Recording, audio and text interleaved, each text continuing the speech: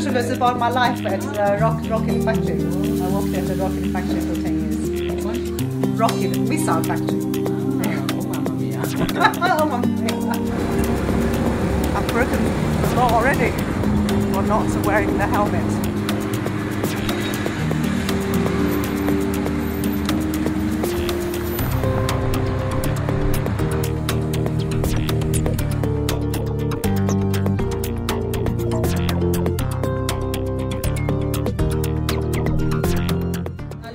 Because China is a very exciting place to be for a journalist, a writer.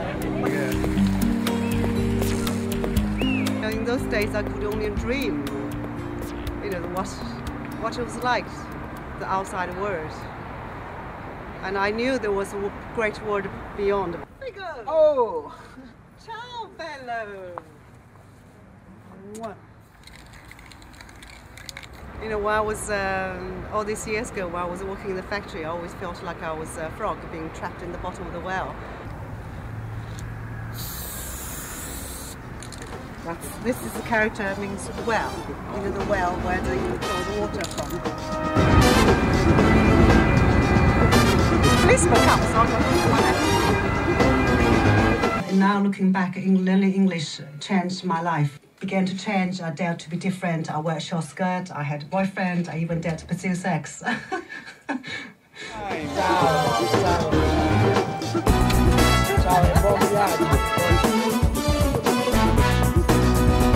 write English for international media because I cannot write for domestic.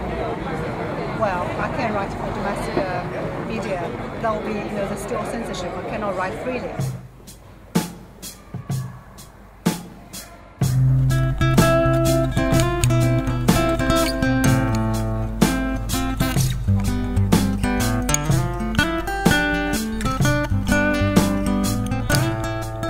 Writing mode, I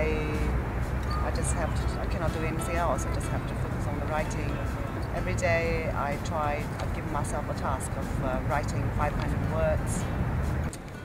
I'm not sure, sometimes I wish I have a face. I'm atheist. I grew up in China when the Chinese communists turned communism as sort of religion. I guess I belong to a growing but yet small number of Chinese people who were born in China, have insight into a culture which still remains very much unknown in the West. Yet we are able to communicate with those on the other side, and I just want to, my self-appointed mission in life is to be that bridge and to improve the understanding between China and the West. But I think that some of the fear in the West is generated by ignorance, because they don't know China at all.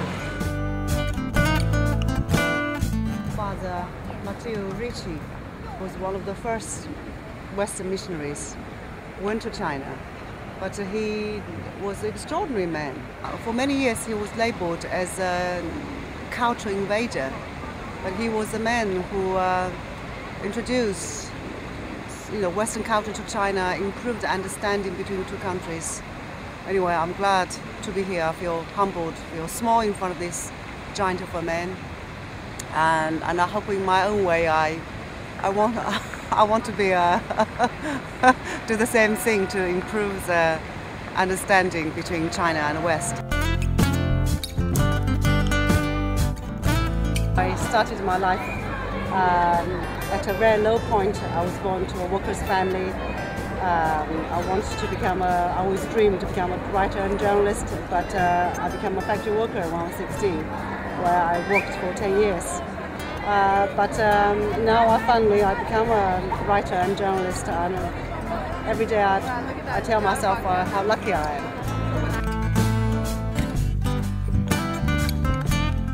Just imagine this undemocratic socialist country become a big power, and so many people just say, "Whoa, what's happening? Because China can take over the world or something."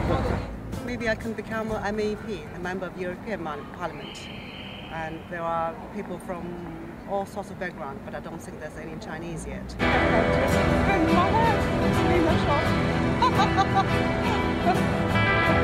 Oops! We're getting there. One of my My favorite character is Jia Home. It's made up of two reticles. The top is a roof, and underneath the roof is a pig.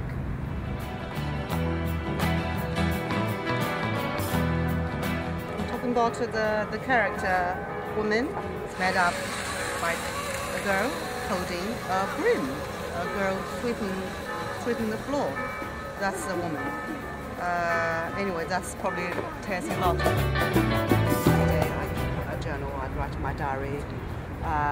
When I'm not writing creatively, I also sometimes write sketches, interesting characters or interesting event in my life, or just sketches of people. It's very important for me to just keep writing every day.